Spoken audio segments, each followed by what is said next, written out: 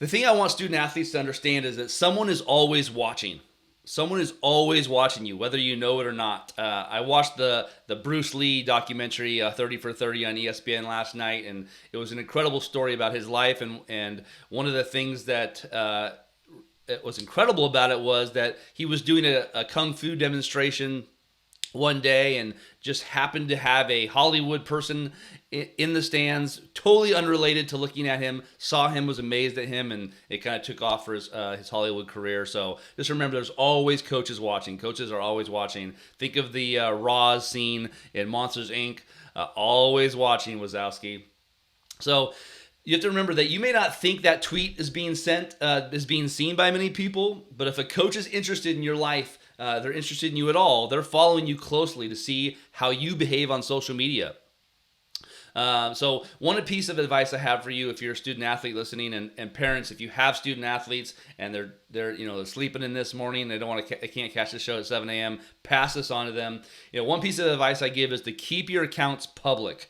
Keep that account public so that coaches can see.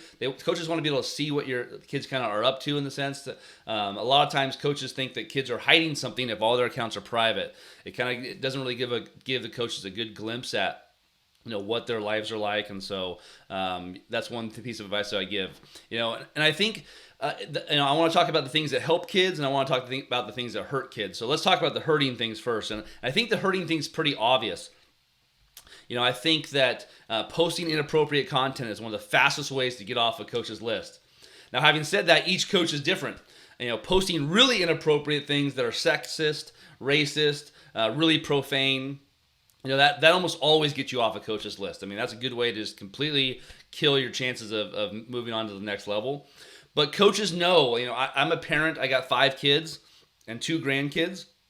Coaches know that kids are still kids, and they've got to have some grace when it comes to kids and their immaturity and their comments. But it's something to be really, really aware of. So something I want to just point out, and I found a couple tweets from some coaches that I know, and I wanted to read a couple of them. This is a coach from Penn State. He says, "I dropped another prospect this morning due to his social media presence. Actually glad I got to see the real person before we offered him." Duke, coach, one of the coaches in a different sport, says, "Our jobs depend on the young men that we recruit. Your social media pages say a lot about your character, discipline, and common sense." SMU coach says, "I came across an awful Twitter account today. Shame was the kid was a really good player. On to the next one." So get a clue. And I can't tell you how much, and I know you've all heard stories of scholarships being pulled because of social media behavior. And I can tell you, I've scratched off a few names on my list before for some really bad stuff. And so, be really careful and really smart. I found another coach's tweet here.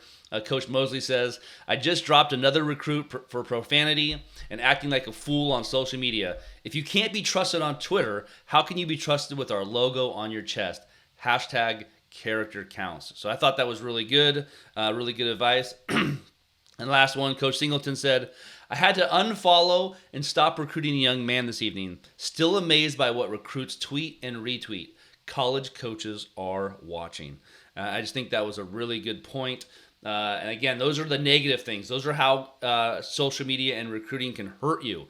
So parents, I can't tell you enough to be involved with your kids' social media. Know what's going on with it. Right now, the big one is TikTok. Everyone's hanging out on TikTok, and so the kids are trying to hide from the parents. Right? They had Facebook, then they went to Instagram and Twitter, and then Instagram, and Snapchat, and now TikTok, and the kids will continue to hide from the parents with different social media platforms, but make sure you know what's going on with them, what they're posting, and I can't tell you how many times. Again, I just showed you a bunch of recruits, and that's just a sampling of coaches that have canceled or moved scholarships or stopped recruiting a kid because of that. So if you're just tuning in, we're talking about social media and recruiting.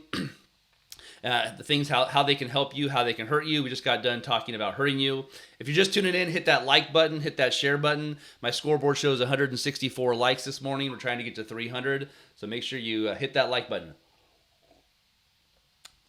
And hopefully you're enjoying some coffee with me this morning. And I can tell you, I can tell you more and more stories. Here's a story I wanted to read about. It says, in 2017, a Virginia high school running back, started a YouTube channel on which he frequently used foul language.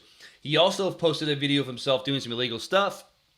The player, who was committed to playing football at Old Dominion, received a phone call after several of his inappropriate videos went viral and learned the school had pulled his scholarship as a result. So again, that's the hurting part. That's one of the things you can do that can really hurt you. Secondly, one of the things I see a lot, the mistake that I see a lot of kids doing is I see a lot of kids, one of the mistakes they're making especially on Twitter, is they're tagging a bunch of coaches in their post. And so for me, it's funny because I get tagged in a lot of those posts. I've got a lot of social media followers. I think I have about 900,000 total. So I get tagged in a lot of Twitter posts from recruits. And sometimes I get, and it can be different sports, football, basketball. I've been tagged in all kinds of recruit videos. I can tell you that it hurts you to do that a little bit unless you're not going to go to any other schools that you tagged. For example, if I am a coach at the University of Oregon and you tagged every school in the Pac-12 except for me in this tag, to me it's saying, okay, I'm interested in all these schools, but I'm not interested in you. And I can, whether it's a small school, big school, mid-major, D2, D3, if you're posting recruiting videos and you tag these coaches and you only tag those coaches, again, it sends a message to a lot of other coaches in the country who might have been interested in you and might offer you if you don't tag them.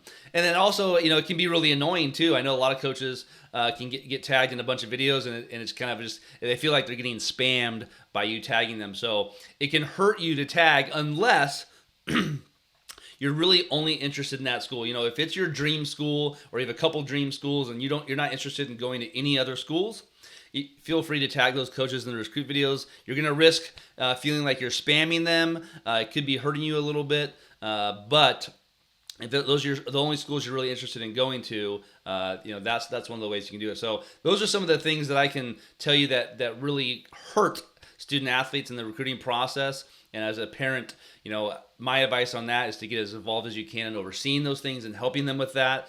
Kids are still kids, and so they could definitely use some help in that area. So let me give you some tips and guidelines on how to make it better, how to utilize it, how to make it your tool. Social media to me and recruiting can be a huge, huge tool for student athletes, especially ones that feel like they're being overlooked.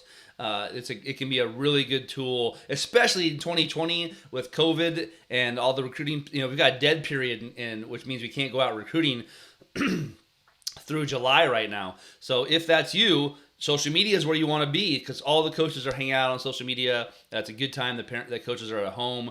They have their eyes on social media way more than ever. So I want to give you some tips and some guidelines on how to use social media better. So here's the thing.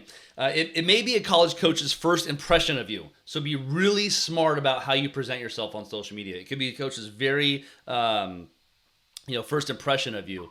And so there's an old rule. Think twice, post once. If you don't know, there's an NFL star named J.J. Watt. He's an incredible guy, incredible athlete, obviously.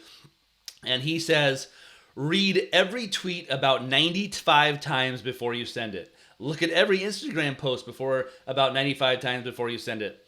A reputation takes years and years and years to build, and it takes one press of a button to ruin it. So think about that. Make sure you read what you're going to write before you post it. Old rule, think once, think twice, post once. And I'll tell you guys some advice. If you do something stupid and you realize it later, delete it and own it. Okay, take ownership of it. I'm not saying to make a big statement like, hey, everybody, I made this stupid comment. Okay, don't draw attention to it. But if someone calls you out on it, someone saw that tweet before they did, and they call you out on something that you did that was dumb, just own it and apologize. Say, yeah, you're right. That was dumb of me. I apologize, and really own it. So some other tips I want to give you guys. Number one, know the rules of the NCAA. In softball and lacrosse, coaches aren't even allowed to talk to you until your junior year. So sometimes I get kids who DM me, send me emails, and they're freshmen and they don't understand that I can't respond to those. A lot of coaches can't respond to you. So know the rules, the NCAA rules regarding social media and contact. Again, like in softball, lacrosse, and some other sports, they can't even talk to you until your junior year. So don't expect to hear back from coaches. Now, if you're getting recruited by an NAIA coach, I coach NAIA. There's no rules on that. We can talk to you as a freshman. We can talk to you anytime we want. And so there's different rules for NAIA. NAIA knows some of those rules.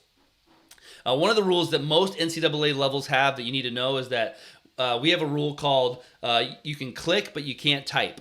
And what that means is that a coach can they can retweet, they can like what you post, but they can't comment on that. So if you tweet out something and you say, "Hey, coach, what do you think about this?" Understand that if you're not a junior, a senior, you're not at the age that is able to do that. Coaches can't respond to you.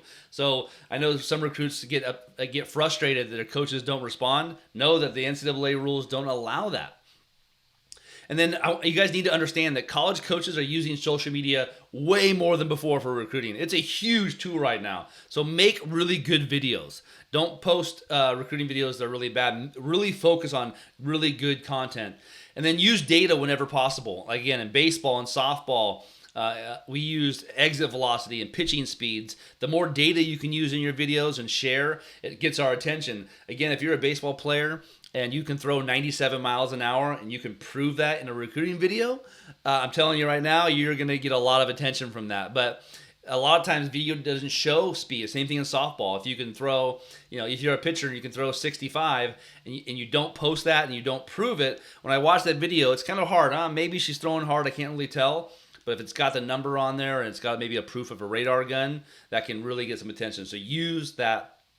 And there's a lot of apps out there. Pocket Radar has an app that allows you to put miles per hour on things. And so there's a lot of tools out there. Again, like if you're a football player, your 40 time, different things that you can do, your bench press, any kind of data you have to share with coaches is really good. The next thing I would share with you guys is that you need to follow and you need to like the programs you're interested in. So, if you're really interested in a handful of schools, make sure you follow that team's page. Make sure you like stuff a lot. Again, the more connected you are with that program, the more your name comes up. I can tell you right now that I have a lot of kids that follow me that they post a lot and they things. I start recognizing their name. The same thing with this show. This is episode 10 of the show, and now I can recognize 10 to 15 names that have tuned in every single morning and said good morning. And so we have this great connection. There's a lot of people on the show that I see your names and I'm like, oh man, good to see this guy again, or good to see this mom on here. And so just know that the more you can follow and like the programs, that really helps you as well. And then I would say DMs are fine. Slide into the DMs. Just know that you might not get a response because of the rules, but it can be a good way if you don't spam them and do it all the time. It can be a good way to get a coach's attention. If they're not getting DM'd all the time, they're not getting blasted all the time, but it's a good way to get into that. So as much as you can, I think it's a really good way to DM them. Just be smart about it, what you say, and how often you do it. Don't be a spammer. And I think that can be a really helpful way. So hopefully those are some tips that I think would really help you guys with that. I would say one of a couple other final tips I would give you is, use it to humbly brag about your accomplishments. If you made honor roll or all-state or got an award, share it about it on social media, but be smart about how you talk about it. Okay, so make sure watch how people accept awards. It's interesting to see if they can accept them humbly, can share about it humbly. So think of your best humble brags when it comes to that. And again, share these things because you might have a coach that's following you. It's a high academic school, and you say, I got a 4.0, I'm valedictorian, honor roll. This can give the attention to some coaches as well. And then lastly, show your personality off. Don't just be stoic and just share facts and videos. Coaches don't want to see just your accomplishments. We want to see your best self. We want to see your personality. We want to see what you're like, because you got to understand, coaches, when they recruit you and you come to our program, you're a part of their family. They're going to spend 40 hours a week with you.